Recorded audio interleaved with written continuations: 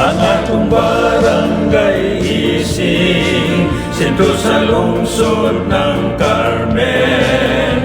Handumanan sa bakbakan, Pinoy hapon ang naglaban. Apan karon ng malinawon, mga pangulong lingkod, pag-alagad o pagserbisyo, itumong para sa tao. Atong padayunon, mga proyektong naangkon, mga negosyo o komersyo, palambon at imanon, panaghiusay ipakita, pribado, gobyerno, tanan tinapangay, pag-uswa o dili malangay, diri sa atong poblasyon, mga opisyal ng hukbo, aron pangusgan ang kalambuan, alang gayud sa katawhan, dili kita hilabiyaan, padayon isig ampingan, sa Diyos mo salig tanang katawhan, kay siya man labaw sa tanan. Atong padayunon, mga proyektong naangkon, mga negosyo o komersyo, palambon at imanon, panaghiusay ipakita, pribado o gobyerno, tanan tinabangay, pag-usba o dili malangay, barangay isig, uswag, sidlag, isig.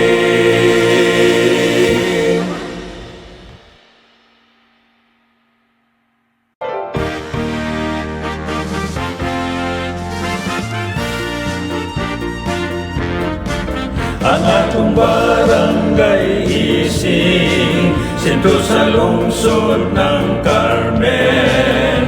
Handumanan sa bakbakan, Pinoy hapon ang naglaban. Apan karon ng malinawon, mga pangulong lingkod, pag-alagad o pagserbisyo, itumong para sa tao.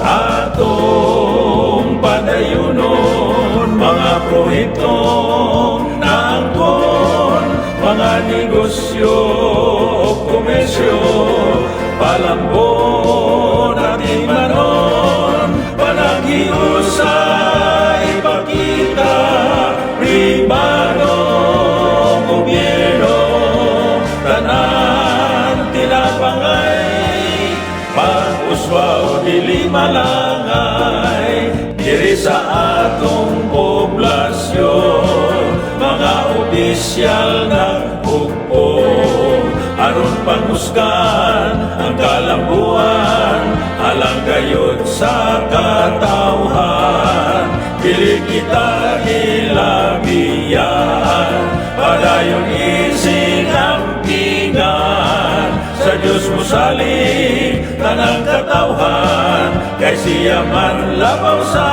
tanan. Atong padayunon, mga proyektong naangkon, mga negosyo o komersyo, palambon at imanon, panaghiusay ipakita, pribado o gobyerno, tanan tinabangay, pag-usba o dili malangay, barangay isig,